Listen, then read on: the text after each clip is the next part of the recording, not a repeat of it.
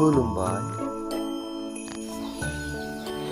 बेसे गोजोन बेसे गोजोन बेसे गोजोन बेसे गोजों नों आंनि गांनाय बिखायाव, नाथाय नों साया माया गेलेयोल' आंनि मेगनाव। बावनो हालिया नोंनि हायना महरखौ, सोलिनो हालिया रैसुमै नोंनि गारांखौ।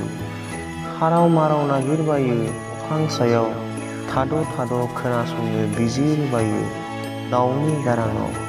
नायफै नायफै बबाव नों दाउमा दाउसा बार जानानै, गाबबायलाय रथ' रथ' मेगननि मोदै। बबाव थादों हा नों आलो आलो गोजोन गोसोजों, समा फैब्ला आंबो थांगोन हालो दैलो रंजा बाजाजों।